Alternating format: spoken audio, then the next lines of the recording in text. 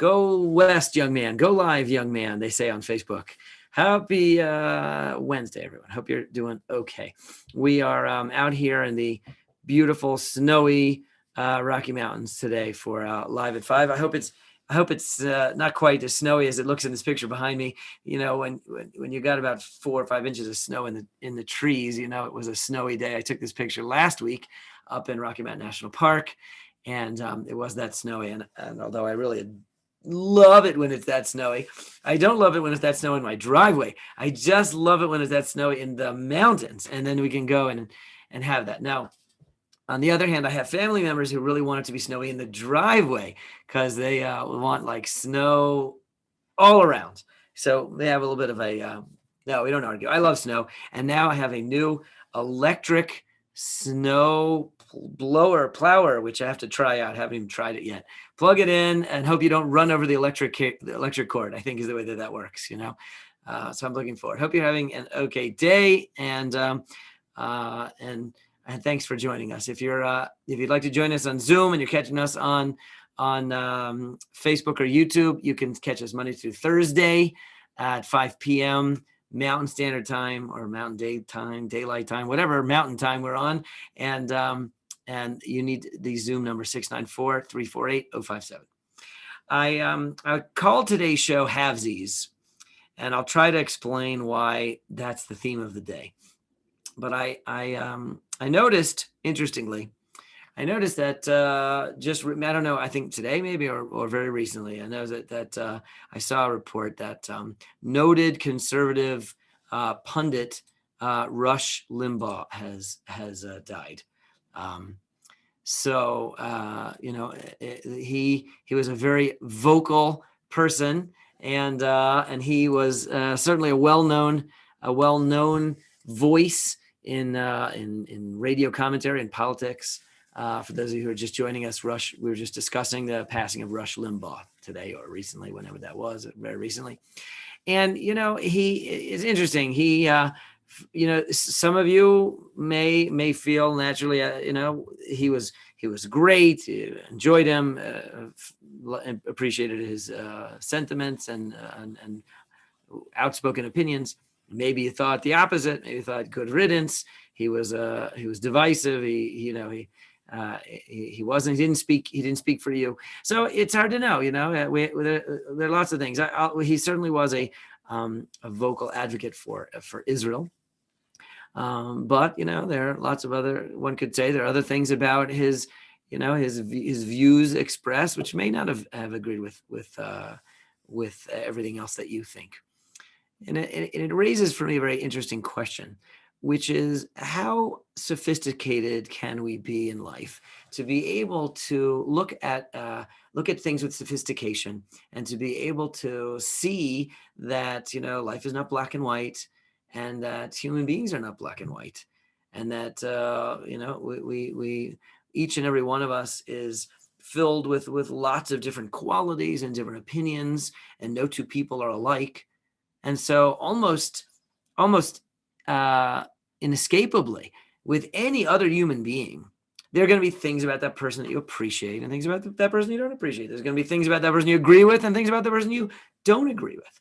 And can we take a complex, sophisticated perspective on a person, on a group of people, on attitudes? You know, it's not obvious that should be the case.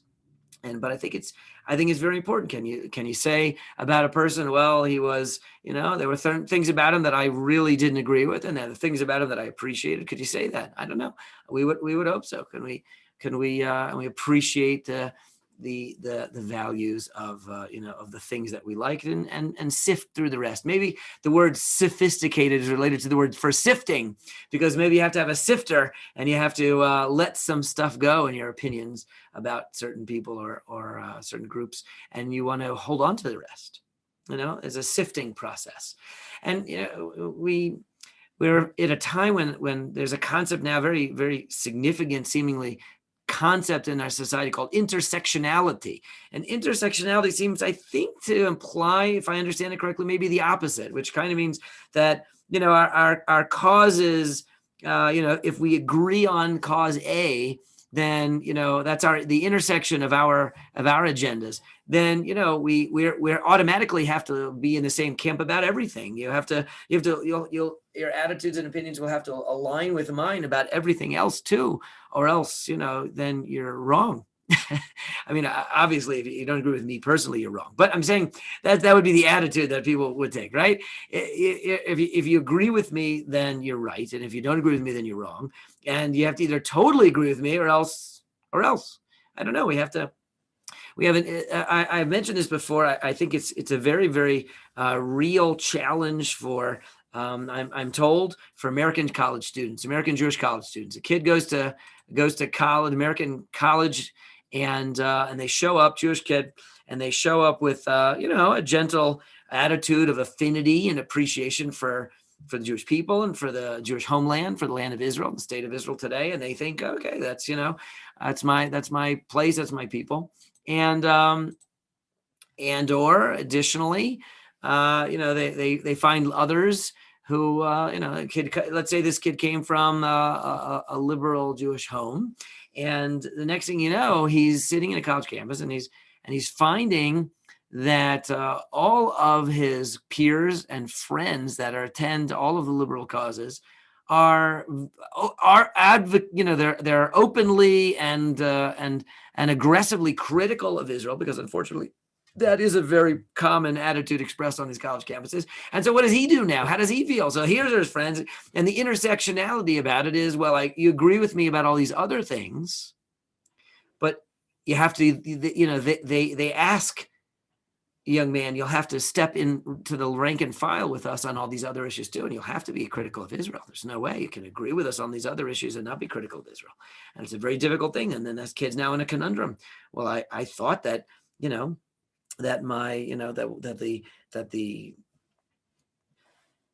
attitudes that I was raised with, which would certainly include an appreciation of the Jewish homeland, the Jewish people, the Jewish state, and yet everybody else that espouses all these other attitudes that I believe in is critical.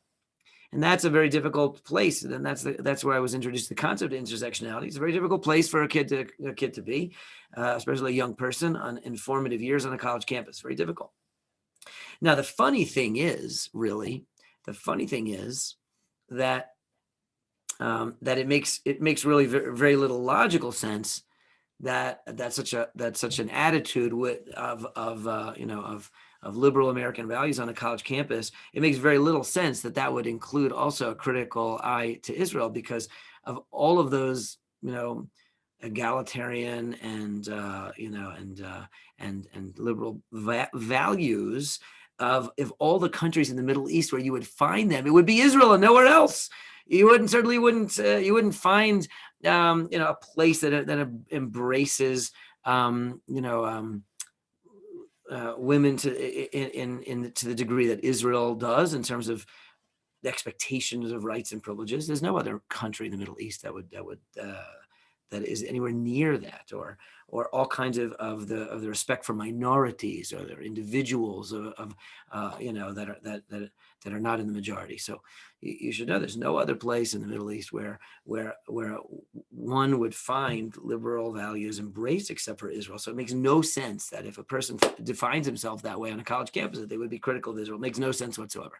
And it harkens back to the irrational anti-Semitism that we talked about on yesterday's show. Go take a look on the YouTube or the Facebook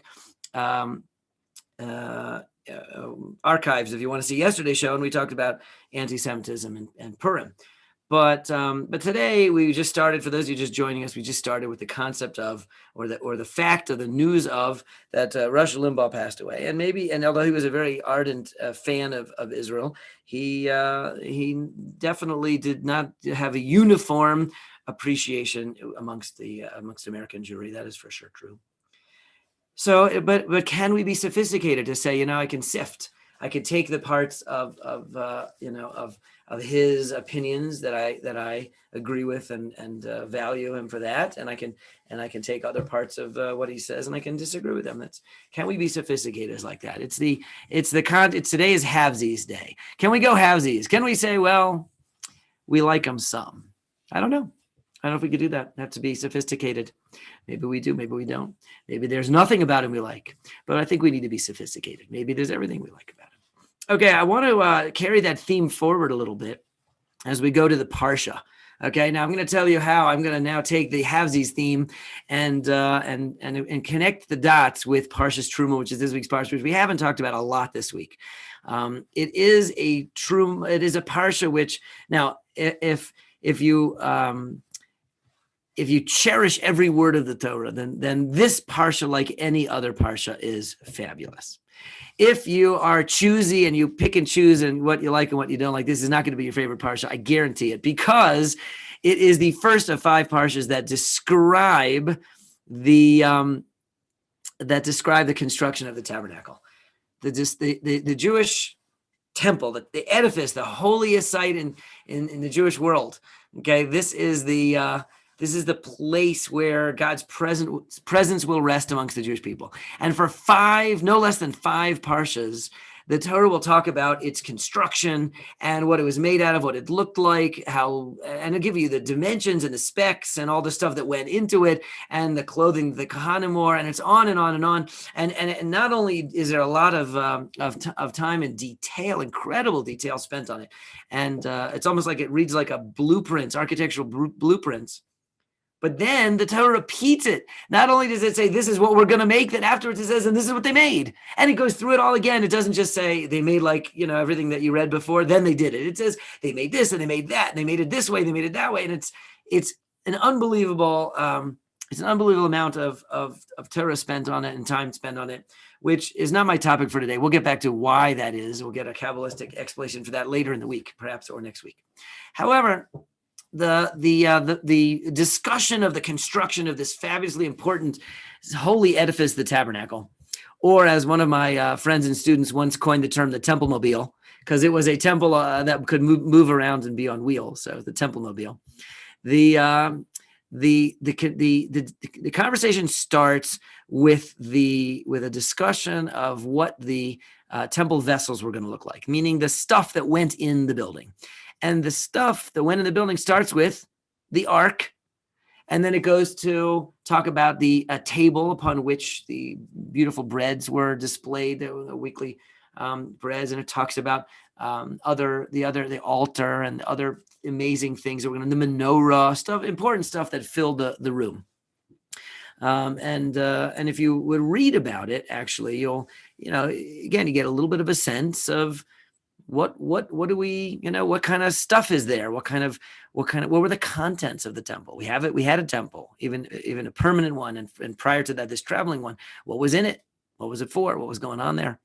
There's a lot of great stuff to talk about. But at the moment, what I wanted to talk about first of all was some of the there's a beautiful comment I want to share with you that was written by a commentary on the Torah called the Kli Yakar, which means the precious vessel. And he was talking about the temple vessel. So it's a very apropos comment of his to share, since the title of his entire commentary on the Torah is named for perhaps these vessels. And what he pointed out is the following: if you'll look at the temple vessels that are described, of which there are quite a few, there are 3 of them that actually have crowns. Okay, it doesn't mean it has a crown. It means that there's like a gold trim around it. Okay, and the trim itself is like a crown. If I were wearing a crown, then, you'd put like a little, a gold flowery rim around my head. Okay, that could be like a crown. So several of the vessels actually have that. They have the ark, for example. The ark itself had a gold trim crown around the top. Okay, at a crown around it. Which another one that had a crown was the table upon which there was something called the lechem apanim, the showbreads. It was always, of course, it was a Jewish temple, so there's always food there. So it's like a buffet table. So there's always 12 loaves of bread in the temple, and there's on this gorgeous gold table that was part of the weekly service of the temple, and it had a crown. And then thirdly, there was a there's an incense altar, which eventually will be discussed. And there was a daily incense offering, actually twice daily. There was incense that was burnt in the temple. And this incense altar is made of gold, and it has a crown. So these three things that there are lots of other vessels that don't have crowns. And the Kli Yakar, this commentary, noted the following and explained it with a beautiful idea. If you're reading through the specs and the dimensions and the materials, and you look, you'll notice that the unit of measurement of most of these vessels is an amma. An amma is the distance from your elbow when you extend your hand to the tip of your longest finger. This is an amma. Okay, everybody's amma is a little different. It's true, and see, this one's a little bigger than that one even as well. But your amma is from your elbow to the tip of your finger, and it's about 18 inches. Okay, somewhere like that. Now, some of these are measured in whole ammas, and sometimes the measurements are even in half ammas. So, for example, the ark is the ark itself, where the Torah is housed, is 1.5 by 1.5 by 2.5. Okay, it's all half measurements. The actually, 1 second. The 1.5. You know what? Instead of just reading it off at heart, I'm going to do like I'm going to get it out and just look at it so I don't quote them incorrectly, and I want to make sure that we've got all the right measurements. And I might even be able to show you a picture. So here we are starting off, and here is, for example, the picture of that table that I told you about. Now here, look, I'll show a picture, and you have one, and that's a table with racks, and it had 6 racks, and there were 2 times 2 is 12 loaves of bread that it would hold. And here's a little picture of the ark. Okay, there's the ark. All right, and that had the like as in Raiders of the Lost. And you can even see the little crown in the picture there. And then also there's one more picture that I'm going to show you. It comes much later. And it was a small altar where incense was burned. And it also has a little crown. And it might have looked something like that. It has a little crown on it. Now, if we go to look at the relative dimensions of each of these, okay? So how big was the ark? It was 2.5 by 1.5, and 1.5 was high. So I had said it correctly, just was confirming. 1.5 by 1.5 by 2.5. Okay, all half units. How big is the table? So the table itself is 2 by 1 by 1.5. Okay, so it's has a 1 and 2 are whole units, and then 1.5 also has a half unit. And when you get to this last one, the incense altar, and it's a 1 cubit by 1 cubit by 2 cubits, and there are no half measures. So am I making a mountain out of a molehill? Like, come on, what's going on here? But the Kli Yakar shared the following beautiful idea, which is this. If you think about it, so these are the 3 crowned vessels of that temple. The ark. What did the ark contain, and what does it represent? The crown of Torah, because it's got the tablets in there, and it contains the Torah. So it's the crown of Torah. That's the ark, and that is all measured interestingly in half units. The table, which is sometimes half units and sometimes whole units, is where we put bread, and it represents the crown of prosperity. And then the third, and it's some half and some whole units. And then the third of these 3, the altar, which is the sort of the crown of divine service, is all whole units. Okay, now what does that mean? And what's the point? So the Kli Yakar said, think about it like this. When it comes to Torah, okay, when it comes to our thoughts about our relationship to the Torah, each one of us is supposed to think about the Torah as something that I need, that to make me to inform my life, to teach me how to be, to give me the wisdom that I'm looking for, right? And the way that we become everything that we're meant to be, fulfilling our potential, To succeed in the task that we were created for, we need to learn the Torah. And so the Torah, like, it makes me whole. It's the thing that I need to become whole. And my attitude is, until I learn it, I'm not going to achieve that potential. I'm not going to understand clearly the more that I learn, the more whole I will become. But that means I have to consider myself to be incomplete, to be not yet finished, a not yet finished product, to be not yet whole until I learn the Torah. And therefore the symbol of the Torah, the ark, is measured in 3 half measures. It's all half measures. And those half measures remind you, come to Torah as a half. Come with an open half, looking for your other half. And you'll come and you'll learn, and that will be your place from which you find wisdom and completeness. So you come to the Torah as a half. That's the first one. The second crown, the crown of prosperity, is the table. Okay? The table. What's the table? Where we put bread, the bread like that feeds us, the bread from which we live, the staff of life. The table is the crown of prosperity, of making a living, of getting by in this world, and has some whole and some half units. You know what that's about? Tzedek Liyakar. Yeah.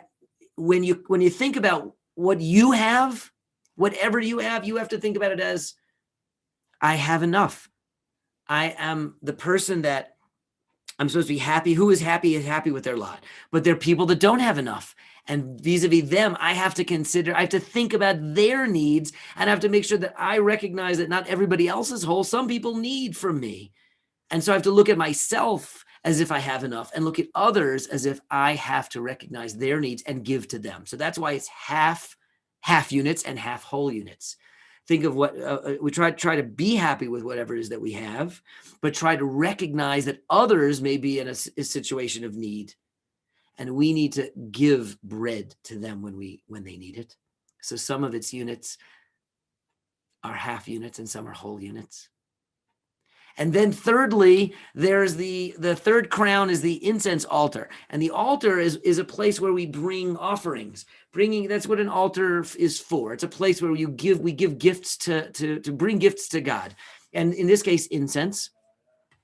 And the concept of bringing a gift to God primarily is for atonement. It's for what we call kapara, like the Day of Atonement, Yom Kippurim, kapara. So we want kapara. What does kapara do? That's when we've fallen short of our potential, and we want to become whole.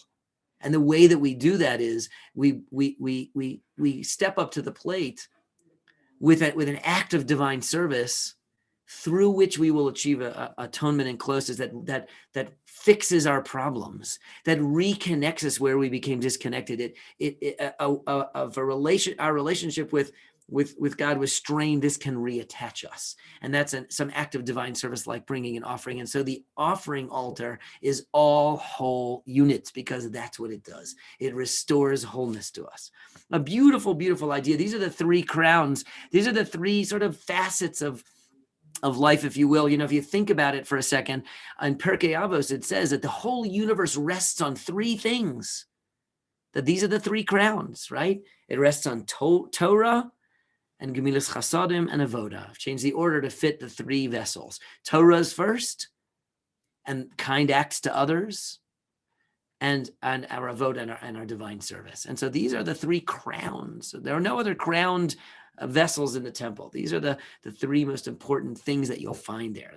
The rest of the parsha will talk about the edifice, the building, what was there, and how it was a place and it was a building, but it had to be the Jewish people have to have a central location where this divine service takes place. A beautiful lesson from the Kli Yakar. Okay, before we let you go, we started going through the Megillah. I got my little Megillah here, and we got to get through the Ganze Megillah, so we've got a lot of work to do. So today I want to just speak briefly about chapter 2. Chapter 2 of the story of Megillah Esther, the scroll of Esther, which we're going to read on Purim next Thursday night and Friday. Chapter 2 is the one in which King Achashverosh is looking to replace Queen Vashti with a new queen. So he dispatched her in chapter 1 and suddenly got lonely, and someone suggested to him, one of his advisors, you should do like a lottery. And a lottery would be a great place, he thought, to figure out, to find a new queen. So they lots and lots and lots of potential new queens were gathered from all across the countryside. At the time, the Persian Empire was quite large, 127 different provinces. So it seems that there were 127 different, different candidates, and they were all brought up to the capital Shushan Abira to be selected. One of them would be selected to be the new queen, to replace Vashti and to be the queen of Persia. So who's chosen not only to participate in the lottery, incredibly, but also then who was chosen as the queen was Esther. That's why we call her Queen Esther. She wasn't born a queen. She was, in fact, Mordechai, the great Mordechai. She was Mordechai's niece. And she was chosen first of all, to participate in this incredible lottery to choose the queen. And then she became the queen. She was chosen as the queen. Now, we said yesterday that what we're really looking for when we read the Megillah is that we're looking for evidence that even though God is not mentioned, but that God runs the world, God runs the show, God is pulling the strings in the Purim puppet show of life. And so what do we see here? What happens is that of all these people that were selected, who is selected, from this tiny little nation? And the Talmud says that there were many reasons why Esther was the least likely woman in the country, in the empire, to be chosen. In fact, there's one opinion that says that her pallor was actually quite green. And I think the Talmud is, as opposed to being critical, the whole point is to say there was no reason that one would sort of normally expect that she wasn't a young woman at the time. She's probably well past the years when any would think of of marrying her, and yet she is chosen as the queen. Incredible. What do we see this going on here? Well, we know exactly what's going on. At least we'll remember chapter 2 in hindsight, that the Jewish people are saved from the destructive designs of Haman and Achashverosh because of the fact that Esther is the queen. And so how does she become the queen? She's selected in this lottery. What is a lottery, after all? Obviously, the king made his selection. It wasn't a typical lottery. It wasn't like one name drawn out of a hat, which will happen later in the Megillah, the story. Because the word Purim means lottery. The word Purim means lottery. So she was selected. It wasn't exactly like that, but she was selected. We would never have thought that would have been the case. But you know what? God runs the show. Also in chapter 2, just to give you one more great example, while she is there, of course, she is told as she's chosen to be queen, Mordechai says, by the way, Esther, meanwhile, don't tell anybody that you're Jewish. Just get yourself in there and don't say anything. Don't say where you're from. Don't say your peoplehood. Don't mention that you're Jewish. But shortly thereafter, Mordechai, who kind of hangs around the palace so as to keep an eye on her in any way that he can to be helpful, he overhears a plot to take the life of the king. Okay, these two of the palace guards, Bigsan and Seresh, are plotting to take the life of the king, and he overhears the plot. They don't think that he can understand what they're saying, because who would speak their languages? But Mordechai speaks 70 languages, and he understood everything that they said. And he reports the plot to Queen Esther, who reports it to the king. The king foils the plot by executing Bigsan and Seresh. And suddenly the king has this great debt of gratitude to Mordechai, this prominent Jewish leader. Just out of coincidence, and Mordechai happens to save the life of the king early in the story, creating this favorable attitude that the king will have towards Mordechai. And later on in the story, that will figure prominently in the solution, the rescue, the salvation of the Jewish people. So again, everything that we read, and frankly, we're just going through the broad strokes, but every line, we could see the divine machinations, and we see that, a lottery in general is a very religious experience. There's a lot of praying that goes on, in the lottery line. If you go in the supermarket where the lottery is, it's a very religious experience. So Purim is all about lottery and knowing that God pulls the strings. I'll close with this. There was and this is not recommended, not recommended. Lottery is a good thing, but not recommended. There was a guy I was told a story recently. He was convinced that he was going to he was going to leave his family a lot of money by winning the lottery. So he took out a huge amount of credit cards and then just charged, bought himself tons of tickets, racked up a huge amount of credit card debt, died tragically without winning the lottery. And instead of leaving them millions of dollars, he left them a lot of credit card debt. So be careful of the lottery. Have a healthy and a holy day. And we'll see you, God willing, tomorrow at 5 on Live at 5.